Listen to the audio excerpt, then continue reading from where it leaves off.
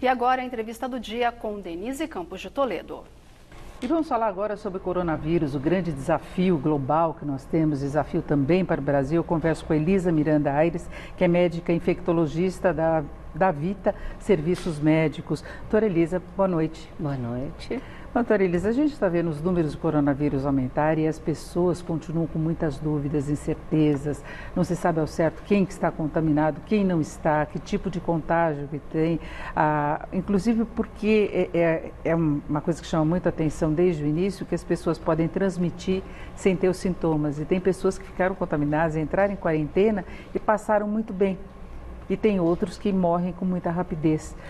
O que determina exatamente essa diferença? Tem alguma questão de tratamento, alguma coisa que se possa fazer? A diferença de mortalidade? Isso. Tá.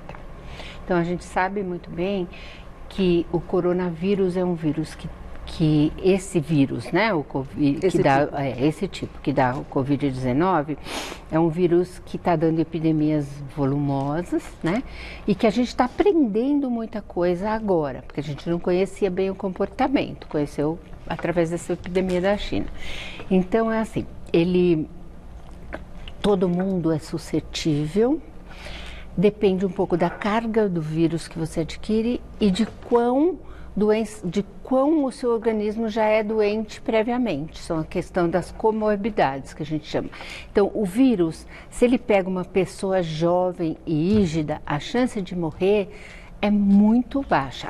A mortalidade geral é 2,5%, mais ou menos, que já é baixa. Agora, uma pessoa saudável, a mortalidade chega a menos do que 0,5%.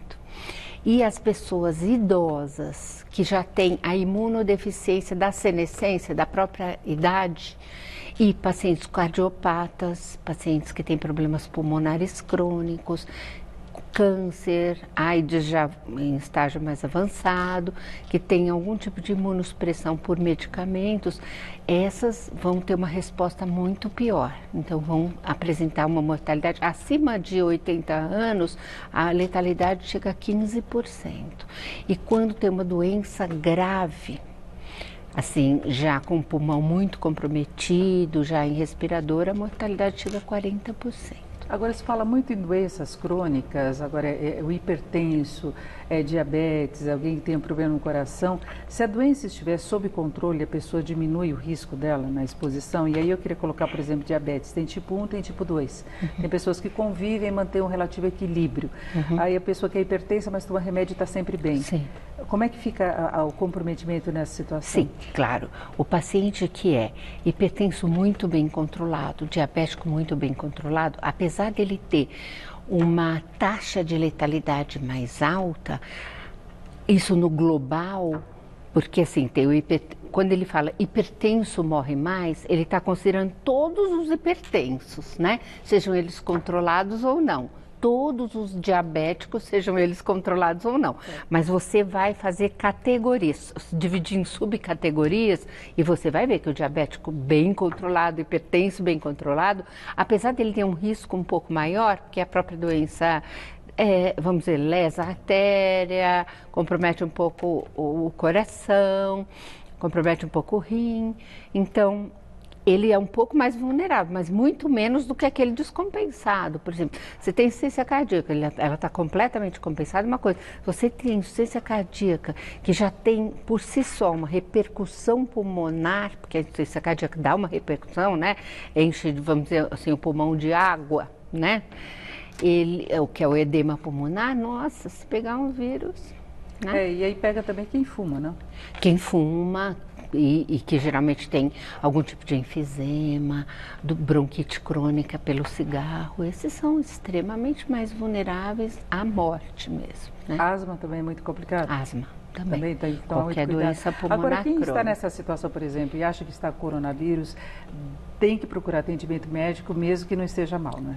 A gente sempre pede o seguinte, qualquer doença, porque atualmente o que está se fazendo, antes a gente falava, qualquer suspeita, qualquer contato que esteja resfriado, que, né, a gente tinha ainda uma definição de casos bastante restrito, e foi Alargando, porque hoje o vírus está na população que não viajou, que não teve contato com ninguém, né? Já está mais disseminado.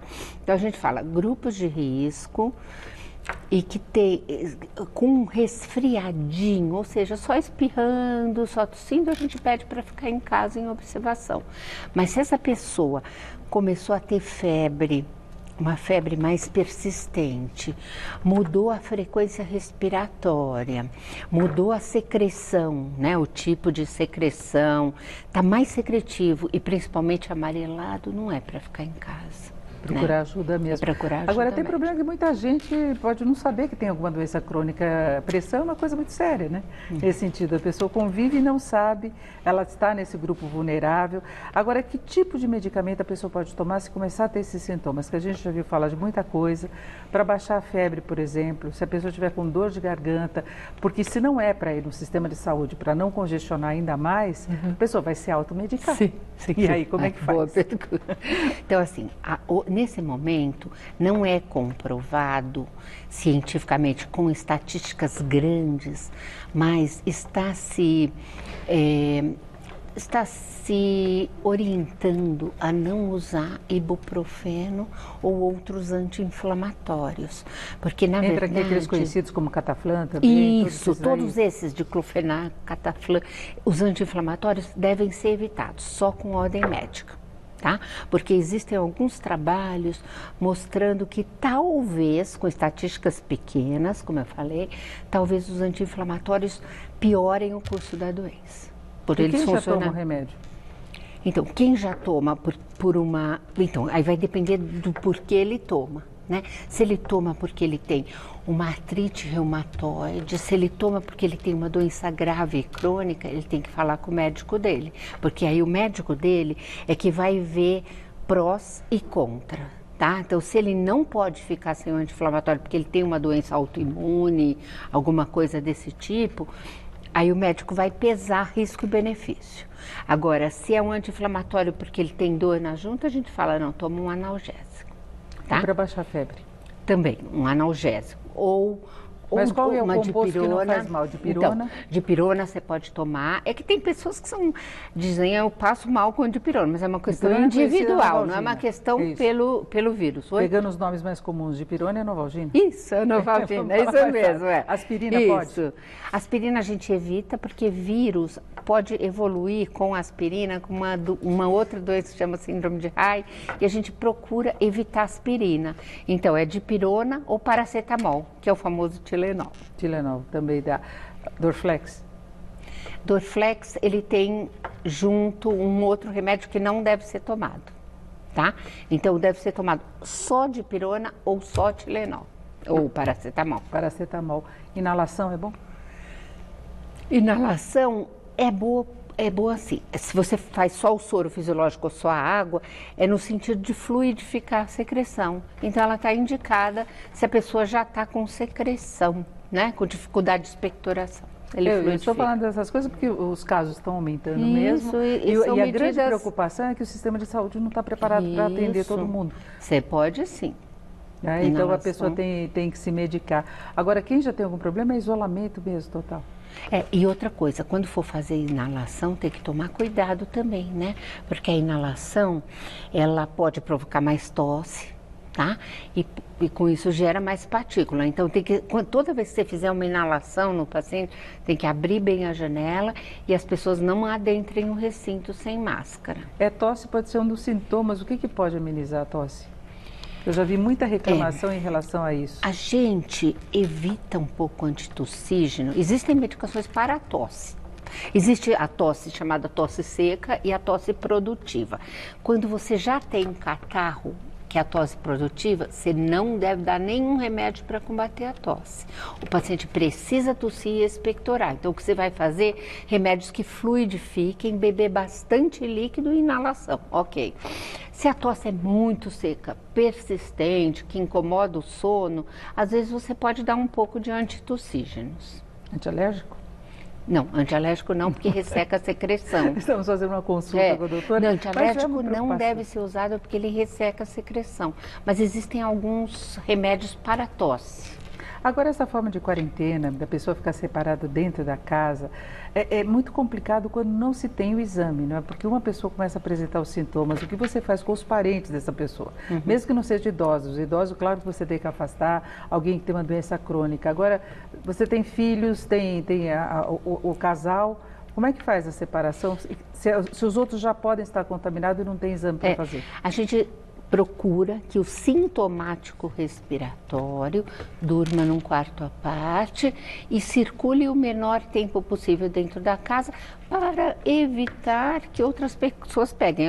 Como você falou, grupo de risco tem que ser considerado de uma forma especial. Então, o idoso, o imunodeprimido, que toma remédio, determinados remédios, esse tem que ser afastado e tirado de casa. Né? E os outros, a gente vai tentar, com uma medida, vamos dizer assim, meio heróica, que não se contamine se ainda não se contaminar. Mas os outros ficam saindo às ruas normalmente? Então, o resto da família que teve contato com aquele que provavelmente está doente? O sair à rua vai ser cada vez mais restrito, como você sabe, né? Nós vamos ficar quase que o mundo em quarentena. Agora, médico e jornalista tem que trabalhar, né? Tem que trabalhar. Médico, jornalista e o pessoal da segurança. Exatamente, a gente não pode parar. Então, mas, assim, de qualquer jeito, a orientação é: fiquem em casa o maior tempo possível todos e você tem que considerar que, você tem que olhar, como a gente faz quando a gente entra num quarto com uma bactéria multiresistente. Você olha para o quarto, você enxerga a bactéria em todos os lugares, é assim que você tem que ver. É no móvel, é aqui, é acolá. Então, assim, é a sua mão que vai tocar naquilo e que vai para o olho e para a boca se contaminar e contaminar com contato com outras pessoas. Então, fica suspenso, geralmente é assim. O risco, você usa aquela máscara cirúrgica, que é máscara comum, quando você está atendendo o paciente, porque ele pode tossir, espirrar, e ele gera, a tosse, o espirro gera partículas grandes, né? Mas que não ficam geralmente suspensas no ar. Vão ficar suspensas no ar por mais tempo, é quando você faz, por exemplo, fisioterapia respiratória, que ele tosse sem parar. Quando você faz intubação, procedimentos de risco, você gera muito mais partículas que ficam mais tempo suspensos no ar. É por isso que a gente recomenda a máscara especial nesses procedimentos especiais que gerem mais, a gente chama aerossol. A gotícula é a que sai, a grande que sai, que a máscara cirúrgica protege, tá? Agora, quando a gente tem distância, pensando até em trabalho, a distância que eu estou da senhora, pode dar algum problema? Então, em geral, a distância de 1 metro, ela vai evitar muita coisa. Então, a gente, quando pede, assim, procura isolar, mas se não der, fica 1 metro, porque parece que a distância 1 metro, ela é razoavelmente protetora. Então, isso é possível, inclusive, em ambiente de trabalho? Sim. Mesmo que você esteja numa sala fechada, você vai manter essa distância e aí fica passando álcool gel e lavando a mão? E lavando a mão.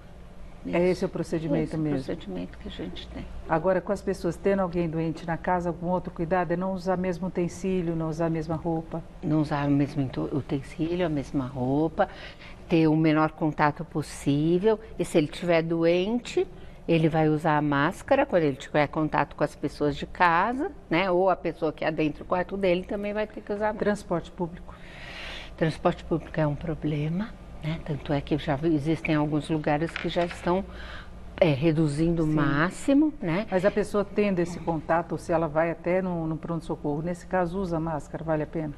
E se ele tiver sintomático? Não. A pessoa que não tem nada, mas precisa de um outro tratamento, que tem muita gente que está doente e não é coronavírus. Não, né? a gente fala assim, vai usar sua máscara quem for pessoa de risco, então vai sair, vai para um ônibus, um idoso, um imunodeprimido, aí convém que use máscara, claro. Né? E as pessoas que têm sintoma também para proteger os outros. Ventilar bastante o ônibus. E lavar a mão. E torcer para dar certo. E lavar a mão, exatamente. Com álcool gel, água e sabão. Muito obrigada. Eu conversei com Elisa Miranda Aires, que é médica infectologista da Davita Serviços Médicos. Muito obrigada. Prazer e obrigada. Uma boa noite a você.